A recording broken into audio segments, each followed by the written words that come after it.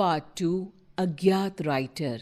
ये देखो मैडम को, यहाँ सब मस्ती कर रहे हैं और इनको पहाड़ियों में दिलचस्पी है। पहाड़ी नहीं है, ये जंगल है। अंदर क्या होगा?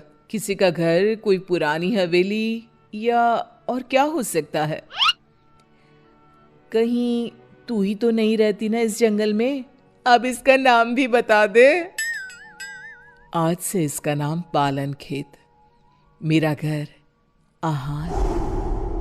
कालिंदी बचपन से ही रहस्यमय शक्तियों में मानती थी। जहां उसकी उम्र के लोग मॉल घुमा करते, उसे जंगल सन्नाटा अपनी ओर खींचता था। वो अपने सपनों को हकीकत से जोड़ने की कोशिश किया करती और अपने अनुभव को एक डायरी में लिखा करती थी, जिसके कारण उसके बेंचमेट उसका बहुत मजाक उड़ाया करते थे। फिर से कुछ लिखने बैठ गई तू? कितनी बोरिंग है रे तू। उफ। बस रुकती है और सभी नीचे उतरते हैं। वाटरफॉल के पास का नज़ारा बहुत ही खूबसूरत होता है। सब अपनी अपनी फोटोज लेने में लग जाते हैं, पर कालिंदी वाटरफॉल के नदी के बहाव को देखती रहती है। नीचे उतरना है क्या? उतर जा। सुष्मिता की बात पर कालिंदी चिढ़ जाती है और नदी के बहाव के साथ चलती हुई उसी जंगल में पहुंचती है जिसको उसने पालन खेत नाम दिया था। अंदर एक बहुत खूबसूरत सी हवेली होती है। वो अंदर क्या देखती है? एक औरत काले कपड़े में बैठी एक कुंड में आहुति दे रही है। ओम फट स्वाहा, ओम फट स्वाहा। वो औरत हवा में हाथ घुमाती है और उसके हाथ में अपने आप कुंड में डालने की आहुति आ जाती है। कालिंदी इसके पहले कि कुछ सोच पाती, उसका फोन बज जाता है। अगले दिन कॉलेज कैंटीन में जब सब लंच कर रहे होते हैं, कालिंदी गेट से अंदर आती है। यहाँ क्या कर रही है तू? अरे अरे तेरी डायरी कहाँ गई बहन जी? आज बड़ी सोशल बन रही हो कालिंदी, क्या बात है? सुष्मिता के सभी दोस्त कालिंदी को परेशान करने लग जाते हैं। कालिंदी रोती हुई कॉलेज के टेरेस पर जाती है। अब बहुत हुआ, इन लोगों की हेकड़ी ना उतारी मैंने तो मेरा नाम कालिंदी नहीं। कालिंदी बस पकड़कर पालन खेत निकल जाती है और उसी औरत के पास जाकर कहती है, मुझे मदद चाहिए आपकी। ये सब मुझे बहुत नीचा दिखाते हैं। अब तो यहाँ से या मैं मरकर जाऊंगी या बदला लेकर। वो जो कहते हैं उन्हें कहने दो। सामने देखो तुम्हारी डायरी और पेन। कल तुम इन्हें यहीं भूल गई थी ना? जाओ खोलो उसे। कालिंदी डायरी खोलती है। इसमें तो कुछ भी नहीं है, खाली है ये। पेन को उठाओ और कुछ लिखो।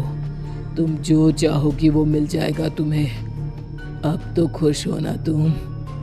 कालिंदी पेन उठाकर किताब में लिखने लगती है। वहां बहुत सारी किताबें आ जाती हैं। ये तो सच में जादू हो गया। तुम्हारा मन बहुत अच्छा है बेटी, जाओ अब खुश रहो। कालिंदी वापस कॉलेज जाती है और अपनी ही धुन में मगन हो जाती है। उसकी खुशी बाकी लोगों से बर्दाश्त नहीं होती और उसके पीजी के कमरे के बाहर सभी ताका झाके करने लग जाते हैं। अब क्या मांगू? चांद, छोटा सा चांद हाथ में कैसा लगता होगा ना? ये क्या बकवास कर रही है? सही में तेरा ऊपर का माला खाली है। तुझे ही देखना था ना इसकी खुशी का राज। चल अब। दोनों आगे बढ़ ही रहे होते हैं कि खिड़की से एक रोशनी आती है। दोनों देखते हैं कि कालिंदी के हाथ में सच में चांद है। ये मेरी आंखों का धोखा है। धोखा? ऐसा कैसे हो सकता है? नहीं। ये भ्रम नहीं है, ये सच्चाई है। पर इसे ये कहां से मिला? सोच, अगर हम इसे चुरा ले तो? और रोहन उस पेन को चुराने में जुट जाता है। वो सोचता है कि रात को कालिंदी के कमरे के बाहर आग लगा देगा ताकि वो भागेगी और रोहन पेन चुरा लेगा।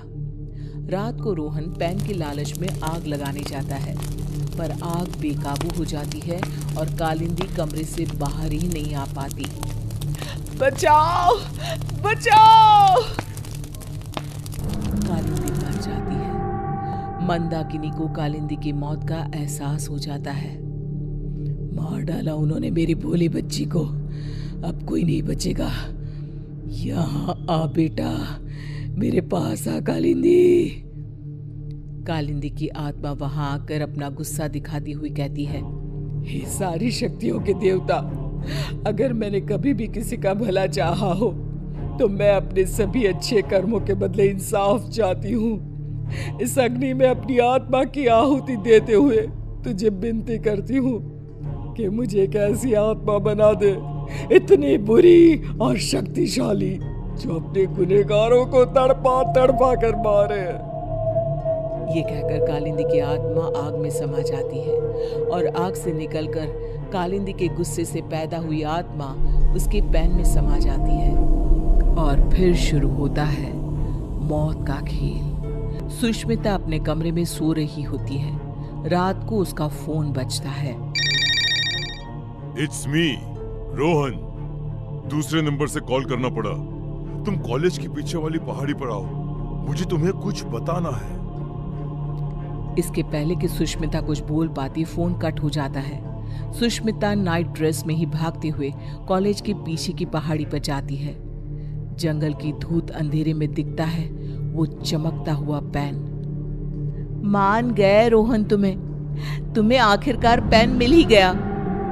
सुष्मिता पेन उठाने जाती है कि पेन में से कालिंदी की आत्मा बाहर निकलकर सुष्मिता को पहाड़ी के ऊपर से नीचे धक्का दे देती है। ये तो बस शुरुआत थी, सब मरोगे। और वही होता है। जिसने भी कालिंदी को दुख दिया था सब मर जाते हैं, पर आत्मा अब इतनी क्रूर हो चुकी थी कि वो रुकती ही नहीं।